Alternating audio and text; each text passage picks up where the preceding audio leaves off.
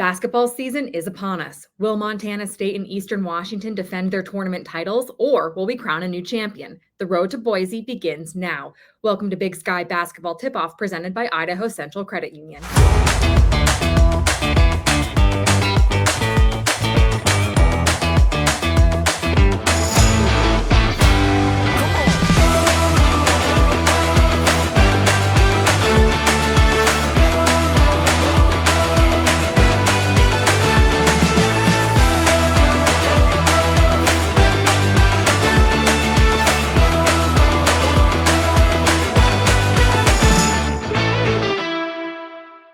Welcome into Big Sky Tip-Off. I'm your host, Megan Robinson. Get ready to chat all things Grizzlies.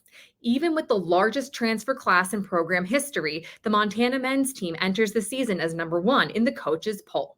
They are led by 11th year head coach Travis DeCuire, who has never had a losing season in Missoula.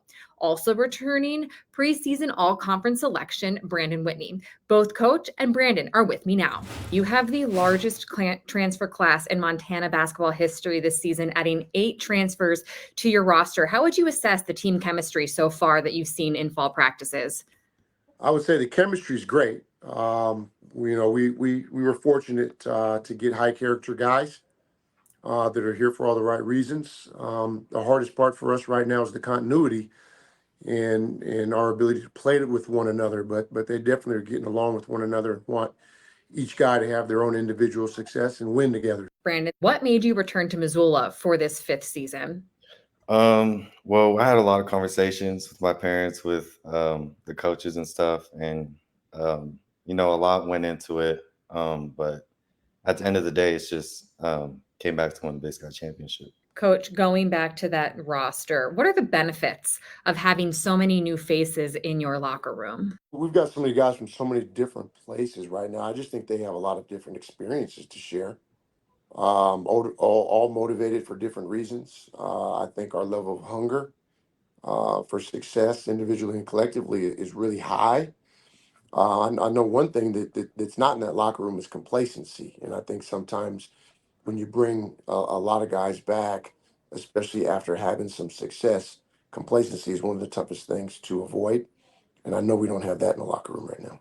Brandon, you don't have complacency, which is a good thing. What are some of the characteristics you guys do possess on that Grizz team? We have a lot of new people, and they know that every day you have to compete to get the position or the minutes that you want to play. So I think that's one thing that we all have.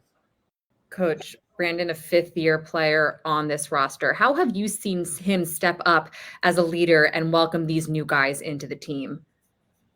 One is an incredible example setter. I think his willingness to get up, or I should say his eagerness to get up and prepare himself to compete every day, whether it's in the weight room, workouts, practice. He knows what it takes to prepare yourself for every day. And I think we've got a lot of new faces that are still figuring that out. And so he's been an incredible example setter for us. And I think his temperament. I think the fact that he can practice through adversity, he can practice through pain, knickknacks, things like that, that are, important to be an athlete. You're never 100% as an athlete. And to see him show up every day, not miss a practice, not miss a workout, I think is huge. Brandon, where do you find that tenacity to fight through the pain or the days that you don't want to be there? It still sticks with me from last year, our last game in the Big Sky Championship. And obviously there's other things too, but every day I just come in, try to compete. They're always in my mind, or that game is always in my mind, and it always gets me going every single day. Coach, Brandon mentioned you guys playing for the Big Sky Championship last season. You are the Big Sky's active leader in wins. You've never had a losing season with the Grizz. How do you maintain that standard year after year? I think the biggest issue, I just mentioned complacency, right? I'm in fear of that. And you've got to find new ways to motivate yourself each season, set new goals. We're always competing for one thing. And so I think when the bar is so high, that if you were to fall a little short of your individual or collective goals, you still should have some sort of success. And I think that's been a big part of our trend, as a staff, get up and attack every day pretty much the same. And we set the tone with our group. We practice the same time every day. Our meetings are pretty much at the same time, and we go about every day the same, win, lose, or draw. And I think that if you can be consistent in your daily routines, then you'll be consistent as a program. Brandon, coach has never had a losing season in Missoula, which means you've never had a losing season in Missoula. What is it like to play for a team where the expectations are always high? It's fun. Every game we always get everybody's best day. Everybody always wants to beat the Montana Grizzlies, but it's fun. After the break, hear from the Montana women's team.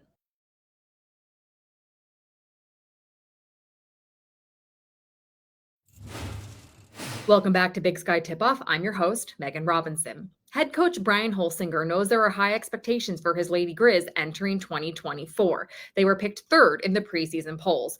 Coach Holsinger is here with me now alongside his senior forward, Danny Barsh. How are you feeling about your team heading into 2024-25 season?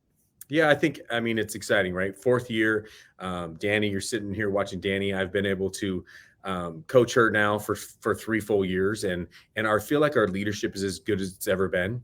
I feel like we're at a place where the culture is strong, our identity is strong in what we want to do, and so I'm really, really excited about this season. Danny, coach mentioned your growth a little bit. You were a freshman, his first year as a head coach up there in Missoula. How have you seen him grow from your freshman and his freshman year until now?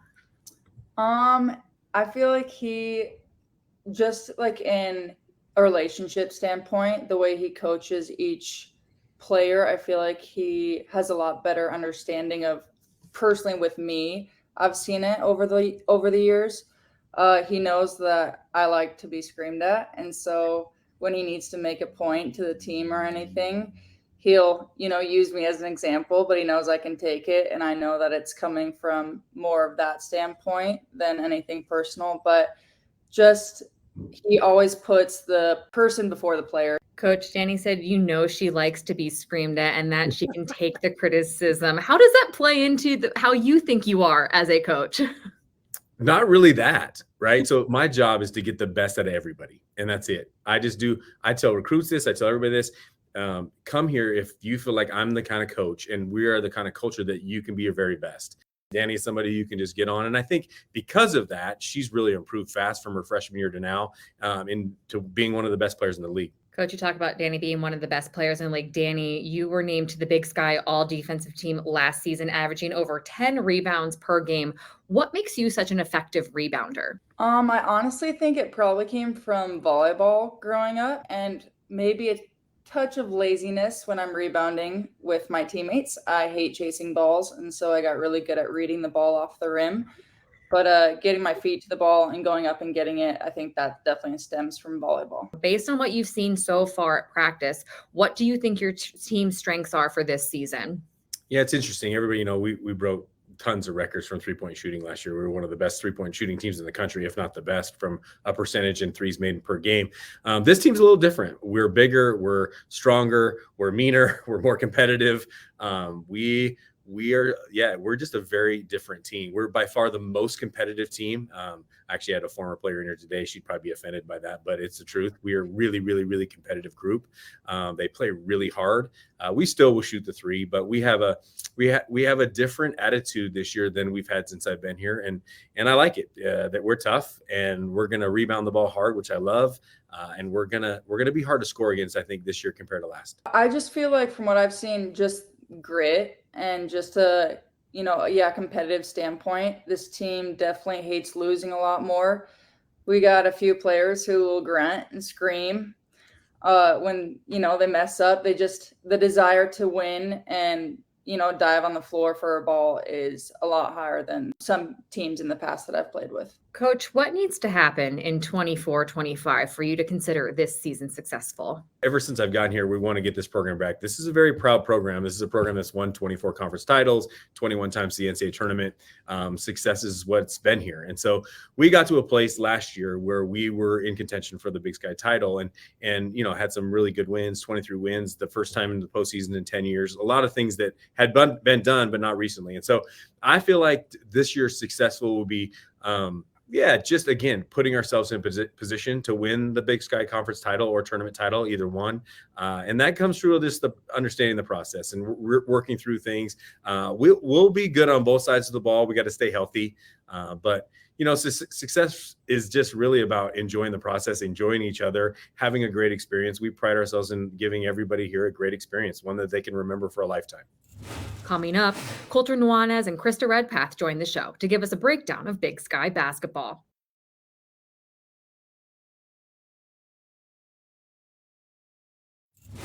Welcome back to Big Sky Tip-Off. I'm Megan Robinson, joined now by two of our Big Sky basketball analysts, Krista Redpath and Coulter Nuanez. Guys, let's just get right to it. What were your initial thoughts on the Big Sky basketball preseason rankings? Coulter, I'll go to you first. It's interesting when you analyze the men's league because there's so few returners these last couple of years. That's sort of a symptom of where we're at in Division I college basketball. But the one school that has had returners two off seasons in a row has been Montana, and I think that that's reflected when you look at the polls. Last year they returned 6 guys, which is an unheard of number for mid-major teams, and this year they have a couple stalwarts coming back, led by Brandon Whitney, who's going to be sort of an unprecedented 5th-year starter there at Montana. I wasn't shocked on the women's side. I really expected NAU to come out on top when you look at the fact that they played in the conference championship the last 3 years. They return a nucleus of players led by preseason MVP Sophie Glancy and also Leah Beatty at the guard position. Returning both the Moran sisters, and you mix in a Taylor Feldman and a Sanaya Neverson. And I look at NAU just having that nucleus back, but also just a year of maturity under their belt. And so I wasn't shocked by that. I look at the Montana schools battling out, both Montana State and Montana. When you take a look at Montana State, they also were faced with injuries last year, but this year, with the transfer of Esmeralda Morales, as well as Lexi Deaton possibly coming back from this ACL, they're loaded. They're locked and loaded. Montana State men have reached 3 consecutive NCAA tournaments after winning 3 Big Sky tournament titles. Who would be the dark horse on the men's side to maybe dethrone the Bobcats? First of all, I thought it was interesting that Montana State got so much love in the preseason polls because they do lose a lot. Of course, they return Brian Garacki, they returned Brandon Walker, but Robert Ford was the heart and soul of that team. So he's certainly going to be tough to replace. I actually probably would have said that Montana State would have been one of my dark horses if they weren't so highly rated in the preseason polls, but they got a whole bunch of respect in the preseason polls. One team that Krista and I actually previewed on our series Big Sky Hoops Hits 2 weeks ago is Northern Arizona on the men's side. I think that they have more continuity than a lot of the other teams in the league. You look at Trenton McLaughlin, who's leading returning scorer in the league, really, really talented guy. You look at Carson Tout, he's my kind of player. I mean, he's the guy that could fit in on every single team in the Big Sky Conference. He doesn't need to shoot it. He doesn't need to dribble it. He just sets screens and rebounds and plays defense. Northern Arizona, I know, was picked in the middle of the league, but I think they could definitely make some noise. They proved it last year. I mean, they beat every good team in the league at least once. They just have to figure out a way to sweep some of those good teams to get into that top third of the league standings. Coulter, you just brought up Trent McLaughlin from NAU. He, of course, is the preseason MVP in the Big Sky. Krista, you mentioned Sophie Clancy, the women's MVP. I'll start with you, Krista. Did the voters get it right choosing those 2 Lumberjacks as our preseason MVPs? Well, I think they definitely did. When you look at these players and what they have contributed to the Big Sky, and of course I can allude to Sophie Glancy just being a force down low. I mean, she was a unanimous first team All Big Sky Conference selection last year. Her physical skills, strength, agility, quickness around the basket, she really separated herself. On the men's side, I think you could have got a variety of different ways, but Trent McLaughlin certainly a worthy candidate, no doubt. It's a great story there at NAU too. First of all, they've poured a bunch of money into athletics, which I think is benefiting them a bunch. You've seen both their basketball programs get better. But also the McLaughlin brothers are one of the great stories in the Big Sky, right? Like Alex McLaughlin's one of the best football players in the conference. Trent, his older brother, one of the best basketball players in the conference. And you have to think that Both those guys probably had opportunities to go elsewhere. They didn't because they're there together. That's a cool story. So hopefully that resonates with people. Krista and Culture, we know NAU women, Montana, and Montana State men are the favorites in both the coaches and the media polls to win the Big Sky Conference this year. Krista, I will go to you first. Who are you picking to win the Big Sky Conference? Give me both your men's and women's picks. Well, I definitely had NAU to win, with the Montana schools really coming in hot. And on the men's side as well, I think Coach DeCure has done a fantastic job bringing in some really great transfers, but also building around Brandon Whitney. I mean, he's one of the only Grizz players to average double figures for all 4 of his years playing for Montana, just a veteran guard. I also think with the transfer of Patterson from Sac State at the guard position, Montana definitely has all the weapons to look like they are in the forefront to win the Big Sky. I picked Montana State. And the reason I picked Montana State is I think that Tricia Binford has established herself as the most consistent and best coach in the conference. I thought last year was one of her best coaching jobs. I remember a post that they had on their Instagram page of their bench celebrating, and their bench was KJ Lamardo and Taylor Jansen and Lexi Deedon and all these all-league caliber players that were all hurt. And Tricia Binford got through that season, and they made a run at it. I mean, they were in the semifinals last year. They finished 4th, even though they had more injury bad luck than I've ever seen. You bring all that back, you bring in Esmeralda Morales, and I just think they have a chance to be a really special team. On the men's side, I voted for Montana just because they have the most returners, but I think it's so wide open with all these new players and so many new roster complexions throughout the league. We really just won't know. It's going to take till February until these teams really coalesce. They really start working the ball around and playing together. And look at what happened last year. I mean, Montana State was up and down all year long.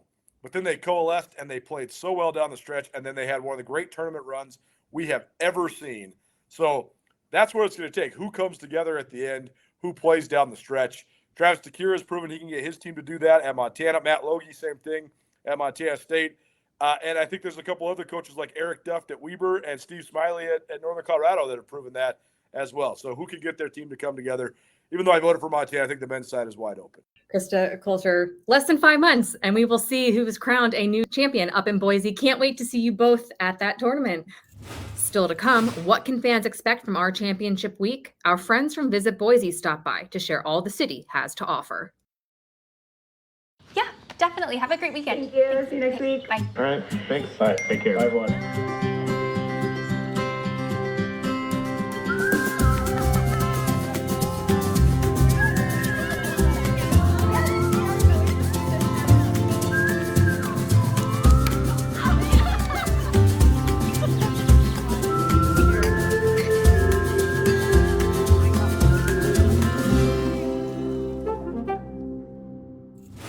Welcome back to Big Sky Basketball Tip-Off. I'm Megan Robinson. Our tournament is in Boise every year, so who better to have on the show than someone from Visit Boise, Lucas Gebhardt. The tournament has been in Boise since 2019. What impact does the Big Sky Basketball Tournament have on the city of Boise? We think it's about a $6.5 million total economic impact to the city. And so that what we mean by that is all the hotel spending, all of the money that's spent at restaurants and shops and ticket sales and things like that. We think about 13,000 people or so go to the tournament. That includes local fans as well as fans that are traveling to Boise. And we think about 4,300 fans or so travel to Boise to watch this tournament from the various Big Sky markets. So it definitely has a huge impact for the city, and we're excited to have it once again in 25. For those who have not been to Boise, like myself, what kinds of things can they expect to do there outside of the tournament? The cool part about our tournament is all the fans can stay in our